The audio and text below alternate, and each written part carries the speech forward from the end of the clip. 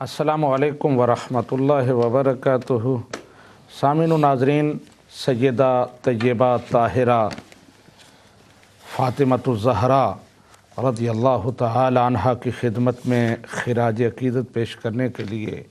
हाज़िर हैं। यकीनन आप भी दिलों में मोहब्बत रसूल सजाए, अहले बैत अतहार की मोहब्बत से अपने दिलों को आबाद किए हुए टीवी के सामने बैठे ये हसीन गुफ्तगू समात फरमा रहे होंगे। मेरे साथ बड़ा अजीम उलमा का पैनल है जो अपने इरशादात से हमें नवाज रहे हैं। ब्रेक से पहले अल्लामा बरकत अहमद चिश्ती साहिब गुफ्तगू कर रहे थे और मैंने जो मौजू उनको दिया था, जो सवाल उनको किया था, वो था मिसरा आला हज़रत इमाम अहले सुन्नत इमाम अहमद रज़ा ख़ां बरेलवी का। और मैंने ये अर्ज़ किया था और फिर दोहरा रहा हूँ, बिलखुसूस अपनी बहनों के लिए, बेटियों के लिए, कि सैयदा फ़ातिमतुज़ ज़हरा रज़ियल्लाहु तआला अन्हा की ज़िंदगी तमाम की तमाम हमारे लिए आइडियल है, नमूना है, एक शाहराह हयात है। लेकिन उनकी ज़िंदगी का ये पहलू तहारत का, पर्दादारी का, शर्म व हया का, वो बहुत ही अजीम है और ख़वातीन को आज इसकी बहुत ज़रूरत है। तो इसलिए मैंने ये सवाल किया कि इमाम अहले सुन्नत कहते हैं कि जिनका आंचल न देखा महो महर ने, वहाँ पर्दे का कितना एहतमाम था, शर्म व हया का क्या मेयार था। सुनते हैं अल्लामा बरकत अहमद चिश्ती साहिब से। बिस्मिल्लाहिर्रहमानिर्रहीम। आला हज़रत फ़ाज़िल बरेलवी रहमतुल्लाहि ताला अलैह फरमा रहे हैं कि जिनके आंचल महर ने यानी चाँद ने और सूरज की आँख ने जिनके तन के वजूद के लिबास को भी न देखा, बिला शक व शुबा ऐसा ही है कि हज़रत सैयदा कायनात सैयदा फ़ातिमा ज़हरा पाक रज़ियल्लाहु ताला अन्हा की जो हयात तय्यबा है वो इसी माहौल में है। वो ये क्यों न हो, कैसे न हो कि जिनके घर में शरीयत, हज़ूर सैयद आलम सल्लल्लाहु अलैहि वसल्लम खुद शारे हैं, हज़ूर अलैहिस्सलातु वस्सलाम खुद शरीयत बयान फरमाने वाले हैं।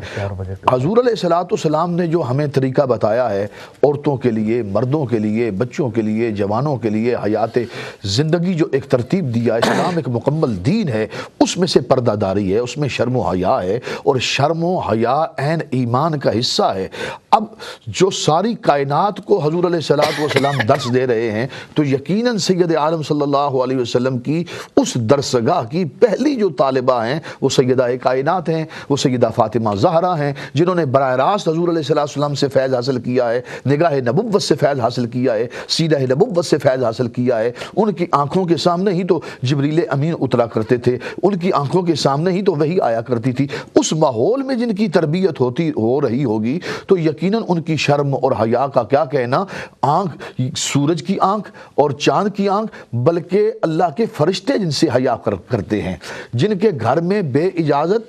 जिब्रील भी आया। आला हज़रत का गालिबन कोई इस तरह का शेर है कि बे इजाज़त जिनके घर में जिब्रील भी आया नहीं करते, यानी कि जिनके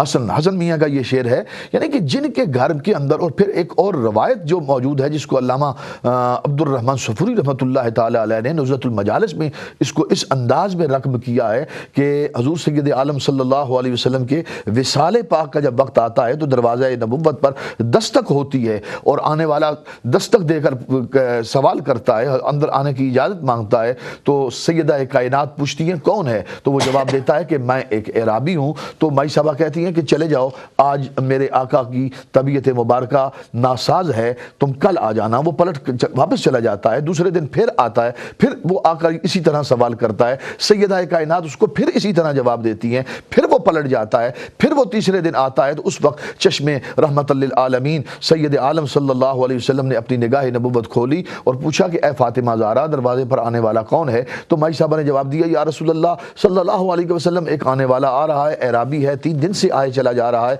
अंदर आने की इजाज़त मांग रहा है, आपकी तबीयत की नासाजी की वजह से मैं उसे इजाज़त नहीं दे रही। सरकार ने मुस्करा के फरमाया, ए फातिमा, ये कोई एराबी नहीं है, ये कोई देहाती नहीं है, ये कोई आम मुलाकाती नहीं है, बल्कि ये فرشتہ ہے اور ایسا فرشتہ ہے جو باپ اور بیٹوں کے درمیان جدائی ڈال دیتا ہے، بھائیوں اور بھائیوں کے درمیان جدائی ڈال دیتا ہے، یہ فرشتہ موت کا ہے، یہ ملک الموت ہے۔ پھر یا رسول اللہ یہ اندر کیوں نہیں آ رہا؟ کہا اے فاطمہ تیری پردے کا اسے حیا آتا ہے، تیری شرم کی وجہ سے یہ اندر داخل نہیں ہوتا۔ آج تک یہ جہاں بھی کہیں گیا ہے کسی سے اس نے اجازت لینے کی ضرورت محسوس نہیں کی، لیکن اے سیدہ، اے فاطمہ، تیرے گھر کے اندر آنے سے پہلے اسرائیل بھی اجازت مانگ رہا ہے۔ یعنی جن کے شرم و حیا کا یہ کہنا، تو پھر وہ کتنا بڑا آئیڈیل ہے، کتنا بڑا نمونہ ہے۔ پھر جب ان کے اندر ایسی شرم ہے، ایسی حیا ہے، تو پھر نتیجہ کیا نکلے گا؟ اولاد کی صورت میں نے جس طرح ابھی ایک حدیث مبارکہ کی روشنی میں یہ کہا گیا ہے کہ سیدہ کائنات نصف ایمان ہیں اپنے خاوند کے لیے، اور سیدہ کائنات رحمت ہے اپنے بابا کے لیے، سیدہ کائنات جنت ہے اپنی اولاد کے لیے۔ بس اس انداز کو تھوڑا سا اس کو گہرائی میں اگر دیکھ لیجئے کہ یہاں پر عظمتیں ایک پھیل رہی ہیں کہ سیدہ کائنات کی عظمت کتنی بڑی ہے کہ وہ رحمت للعالمین کے لیے رحمت ہے، ان کی آنکھوں کے لیے رحمت ہے، اور نصف ایمان اس کا ہے کہ جس کو سرکار فرما رہے ہیں علی کل ایمان ہے، علی کل ایمان ہے۔ حضور علیہ السلام نے فرمایا علی کل ایمان ہے۔ اب جو کل ایمان ہے اس کا نصف سیدہ فاطمہ زہرا پاک ہے۔ اب یہاں پر میں آپ کی خدمت میں ایک اور بات اس انداز میں پیش کرنا چاہتا ہوں کہ حضور علیہ السلام جب یہ رشتہ ہوا سیدہ فاطمہ زہرا پاک کا اور حیدر کرار علی المرتضیٰ شیر خدا رضی اللہ تعالیٰ کی شادی ہوئی، ظاہری سی بات ہے جو ماحول تھا، جس طرح ابھی شاہ صاحب نے ایک فقر کا منظر بیان فرمایا ہے کہ سیدہ کائنات پر جو فقر تھا وہ بھی اختیاری تھا، تو حضور مولا کائنات شیر خدا تاجدار حل عطا پر جو فقر تھا وہ بھی اختیاری تھا۔ تو اس موقع پر سیدہ کائنات نے ایک جملہ ارشاد فرمایا اپنے بابا کی بارگاہ میں کہ آقا مجھے آپ اس کے ساتھ بیاہ رہے ہیں، میرا نکاح اس سے کر رہے ہیں جو عرب کا ایک فقیر آدمی ہے، یعنی بظاہر ان کے پاس کچھ بھی نہیں ہے۔ اب جو جواباً سید عالم صلی اللہ علیہ وسلم نے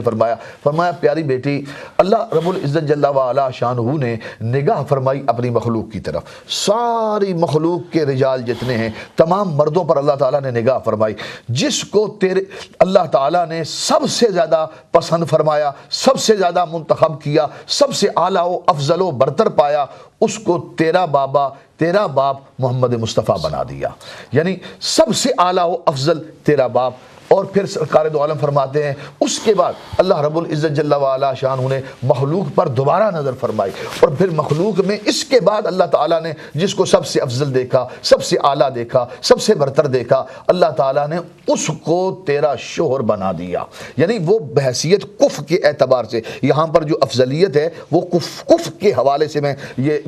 واضح اہل علم کے لیے بھی یہ میں نشان چھوڑے جا رہا ہوں کہ جو کف ہے اے فاطمہ زہرا، تیری اس کف کے اعتبار سے سب سے افضل علی ہے، سب سے اعلیٰ علی ہے، اللہ تعالیٰ نے اس کو تیرا شوہر بنایا ہے۔ یہاں پر دیکھیے ساری کائنات کے اندر اللہ تعالیٰ جل وعلا شانہ نے، پروردگار عالم نے جو عزتیں، شان، مقام اور مرتبہ عطا فرمایا ہے، جب عزتیں بانٹ رہے ہیں، پر شانیں بانٹی جا رہی ہیں، فضیلیں تقسیم ہو رہی ہیں، تو پھر فضیلت اور شان جس کے مقدر میں حسن و حسین کے مقدر میں اس طرح سے آ رہی ہے کہ حسن و حسین کا نانا محمد عربی صلی اللہ علیہ وسلم، نانی سیدہ خدیجۃ الکبریٰ، بابا علی المرتضیٰ، ماں فاطمہ زہرا، یہ تو ایک نسبتیں ہیں، لیکن فاطمہ کی شان بھی تو دیکھو، فاطمہ کو حسن حسین جیسے بیٹے مل رہے ہیں، فاطمہ کی شان بھی تو دیکھو، فاطمہ کی ذریت میں، فاطمہ کی نسل میں، فاطمہ کی آل میں سید سجاد کھڑے ہیں، علی اکبر کھڑے ہیں، علی اصغر کھڑے ہیں، بی بی زینب کھڑی ہے، جعفر صادق کھڑے ہیں، امام باقر کھڑے ہیں، امام زید کھڑے ہیں،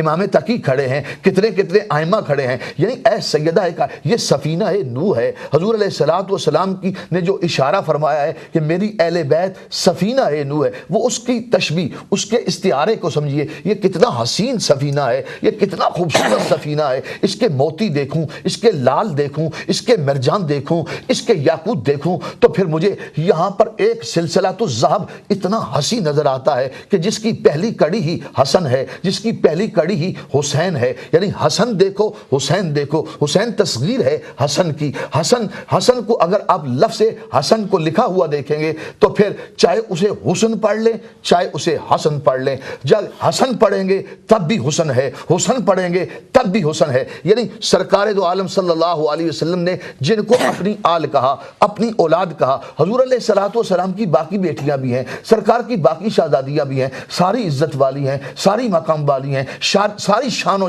شوکت والی ہیں، لیکن رسول اللہ صلی اللہ علیہ وسلم نے اپنی آل، اپنی اولاد، سرکار نے جس کو اسبا کہا کہ میری اولاد جو ہے وہ فاطمہ زہرا کی اولاد ہے، فاطمہ کے بیٹے میرے بیٹے ہیں۔ اور پھر صرف کہا ہی نہیں بلکہ حدیث مبارکہ میں صاف آتا ہے حسن کھڑے کر دیے جائیں، حسین کھڑے کر دیے جائیں، دونوں ایک طرح کھڑے ہو جائیں گے تو پھر کیا ہوگا؟ سر سے لے کر ناف تک جو تصویر رسول بنے گی وہ چہرہ حسن بنے گا، اور ناف سے لے کر قدموں تک جو تصویر رسول بنے گی وہ حسین کی بنے گی۔ تو یعنی گویا دونوں کو اکٹھا کر کے دیکھا جائے تو دونوں کے وجود میں حسن رسول کی جھلک نظر آتی ہے۔ پھر حسن رسول کی اس جھلک میں پھر کیا شرم بھی ہے، حیا بھی ہے، طہارت بھی ہے، عفت بھی ہے، عصمت بھی ہے، جرت بھی ہے، شجاعت بھی ہے، بصالت بھی ہے، بہادری بھی ہے، سارے خزانے۔ میں نے یہ بات کسی قوال سے بھی سنی تھی کہ یہ کوئی قوال یہ کہہ رہا تھا کہ طہارت تیرے گھر کی، شجاعت تیرے گھر کی، لیکن یہ قوالوں کی بات نہیں ہے،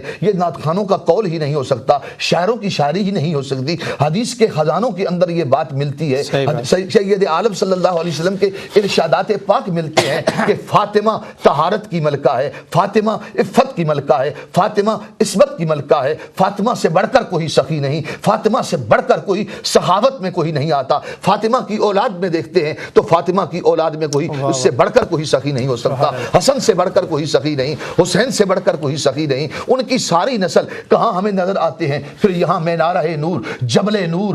ہمیں مہر علی نظر آتا ہے، جماعت علی نظر آتا ہے، داتا حجویری نظر آتا ہے، غوث اعظم نظر آتے ہیں، ہمیں کتنے یہ سب جبل نور ہیں، یہ مینارہ نور ہیں، یہ سلسلۃ الذہب ہے، یہ سفینہ نوح کے موتی ہیں، یہ سیدہ فاطمہ زہرا پاک کی آغوش کے پروردہ ہیں، ان کی نسل پاک ہے، یہ سیدہ فاطمہ زہرا پاک کی شرم و حیا کی ایک عکس ہیں کہ جن کی ماں اتنی شرم و حیا والی ہوگی پھر نسل میں، آل میں، اولاد میں قیامت تک کے لیے پیدا ہونے والے حسین سے حسین ہوں گے، مہجبی ہوں گے، خوبصورت ہوں گے، ان کا ظاہر پاک ہوگا، ان کا باطن پاک ہوگا۔ اسی لیے کہا گیا آل رسول، اولاد رسول، سیدہ فاطمہ زہرا پاک کی جو اولاد ہے، جو صحیح النسب سید ہوتے ہیں، ان کے وجود سے مہک آتی ہے، ان کی باتوں سے مہک آتی ہے، ان کی آنکھوں میں سے حیدر کرار علی المرتضی شیر خدا کی جرت کا وہ منظر نظر آتا ہے، ان کے قول اور فعل کے اندر حسن ہوتا ہے، طہارت ہوتی ہے۔ یہی ہے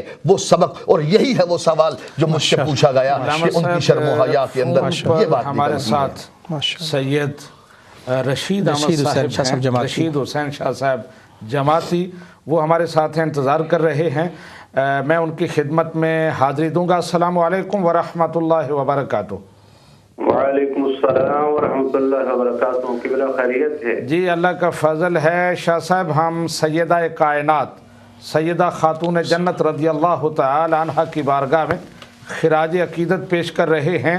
آپ بھی ہمارے ساتھ اس میں شریک ہوں گے۔ میں آپ کی خدمت میں عرض کروں گا کہ اشعار کی صورت میں منقبت پیش کریں سیدہ کائنات رضی اللہ تعالی عنہ کی بارگاہ میں۔ جی بسم اللہ، میں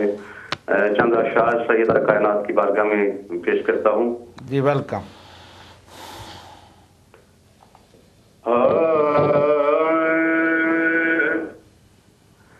مصطفیٰ دا چین تے قرار فاطمہ، سبحان اللہ، واہ شاہ جی، واہ واہ۔ مصطفیٰ دا چین تے قرار فاطمہ، مولا علی دے گردا سنگار فاطمہ،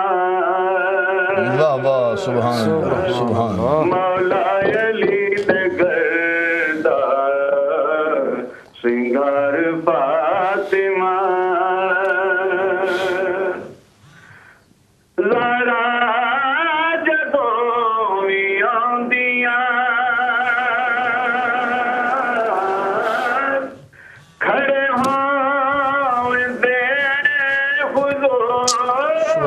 اللہ سبحان اللہ سبحان اللہ سبحان اللہ زہرا جدوں بھی آندیاں کھڑے ہوندے حضور اینو تعظیم کہہ لواں یا پیارے فاطمہ سبحان اللہ سبحان اللہ اینو تعظیم کہہ لواں یا پیارے فاطمہ مصطفیٰ دا چین تے سبحان اللہ سبحان اللہ قرار فاطمہ حوران جنتی تیرے در کی بادیاں حوران جنتی تیرے در کی بادیاں دل تیرا پیرے دار فاطمہ سبحان اللہ سبحان واہ واہ سبحان اللہ دل تیرا پیرے دار فاطمہ مصطفیٰ دا چین تے قرار فاطمہ میں شرم آواز آئے گی نظران جھکا لو واہ واہ میں شرم آواز آئے گی سبحان اللہ نظران جھکا لو ابا دل کے آئیے دستار فاطمہ سبحان اللہ مصطفیٰ دا چین تے قرار فاطمہ اے فدا تو جو بھی منگنا ہے در فاطمہ تو منگے ہائے ہائے واہ واہ سبحان اللہ سبحان اللہ سبحان اللہ اے فدا تو جو بھی منگنا ہے درے سبحان در اللہ فاطمہ تو منگے سبحان اللہ مختار کل دی بیٹی آہا مختار مختار فاطمہ مختار کل دی سبحان مختار کل دی بیٹی مختار فاطمہ پیارے مصطفیٰ دا چین تے قرار فاطمہ مولا علی دے گھر کا شنگار فاطمہ ماشاء اللہ جزاک اللہ ماشاء اللہ سید رشید حسین شاہ صاحب جماعتی آپ کا شکریہ اللہ تعالیٰ آپ کے سوز و گداز میں اضافہ فرمائے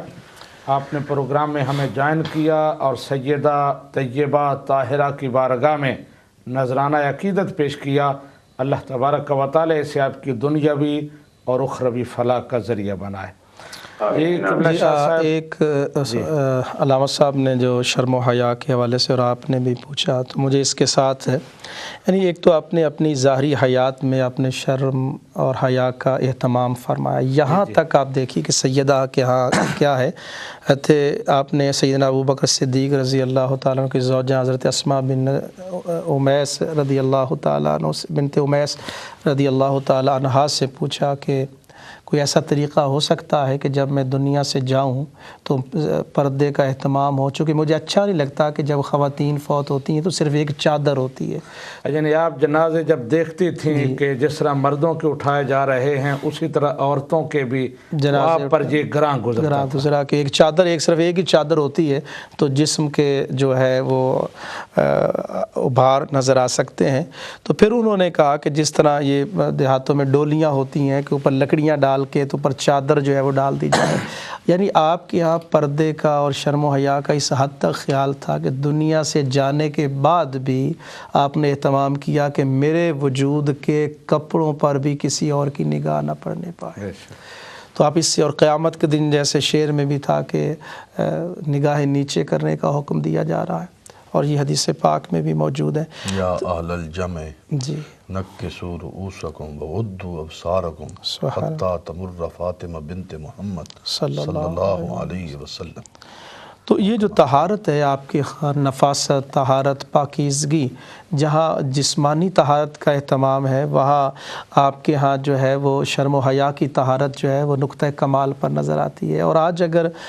خواتین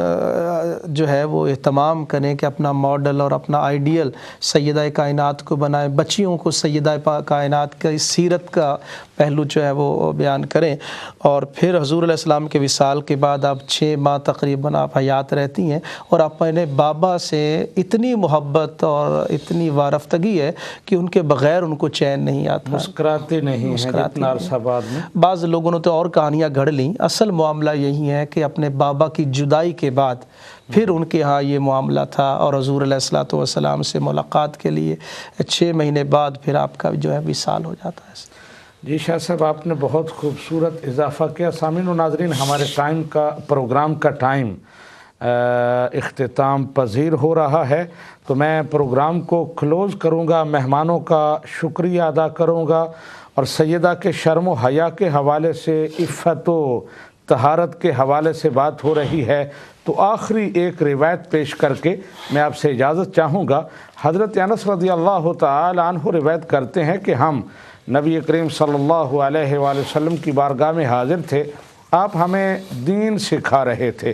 چلتے چلتے آپ نے سوال پوچھ لیا، اے میرے صحابہ، میں تمہیں پڑھاتا رہتا ہوں، سکھاتا رہتا ہوں، ایک سوال ہے اس کا جواب دو۔ سوال یہ تھا، ما خیر للنساء،